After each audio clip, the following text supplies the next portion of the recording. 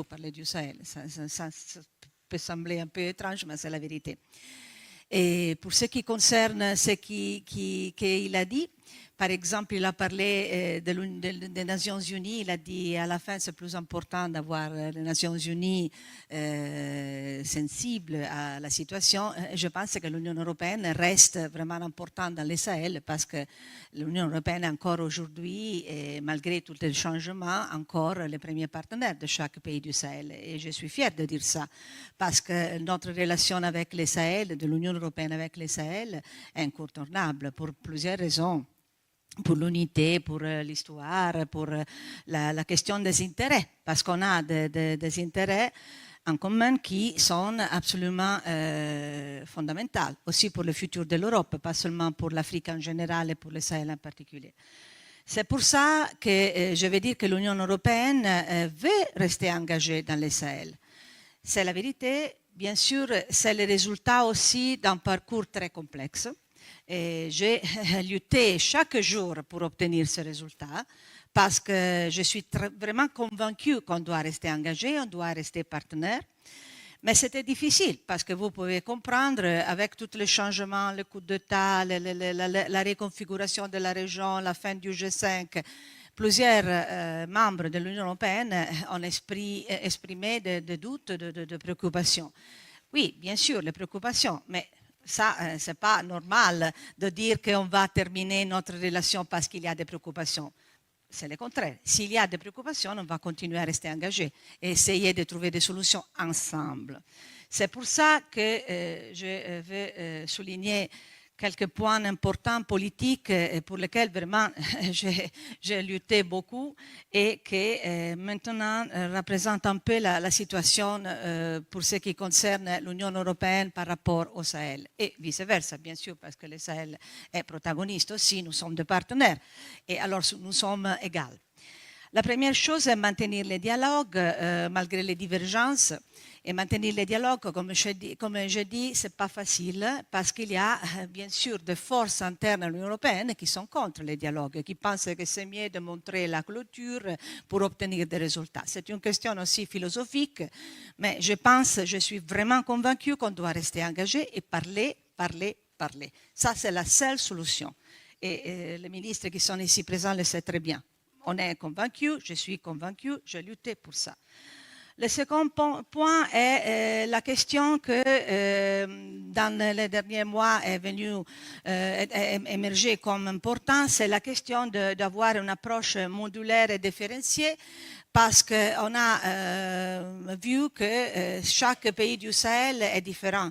Il y a des problèmes différents et c'est bien ça, parce que c'est bien de trouver des solutions qui sont vraiment la réponse aux besoins de chaque pays. Si je pense au Burkina Faso et l'énorme problème de la sécurité, mais aussi le Mali, mais aussi les autres, et les problèmes, par exemple, de coopération au développement, l'aide humanitaire, je dois dire que c'est nécessaire d'avoir cette vision. Alors, je pense que d'un côté, il y a la dimension régionale, de l'autre côté, il y a la dimension nationale de chaque pays.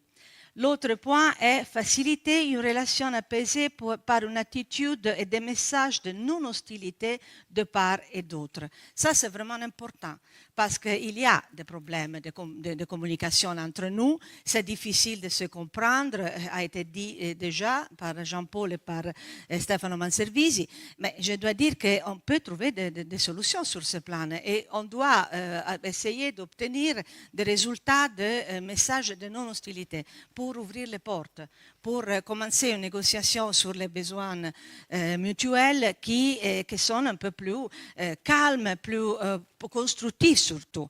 Ça, c'est vraiment important, la narrative est importante. Pour ça, je lutte chaque jour. Et ce n'est pas facile, je peux le dire, les amis ici le savent très bien.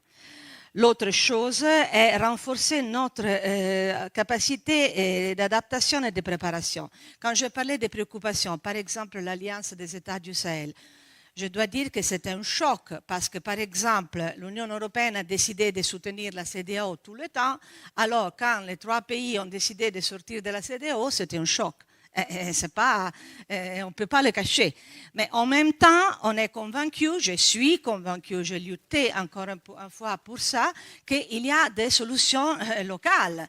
Et c'est une reconfiguration qu'on pouvait imaginer depuis un peu de temps, mais maintenant c'est une réalité, on doit s'adapter, être préparé au changement. C'est pour ça que je parle toujours, mais c'est un concept un peu nouveau, de résilience européenne. On parle toujours de la résilience de pays qui se trouvent dans des difficultés, mais l'Union européenne est capable de faire face à des changements ou non?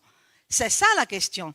On est capable de trouver des solutions qui peuvent vraiment favoriser nous, parce qu'on a des intérêts, et en même temps les pays qui sont partenaires, qui nous appelons partenaires. Ça, c'est l'autre chose importante.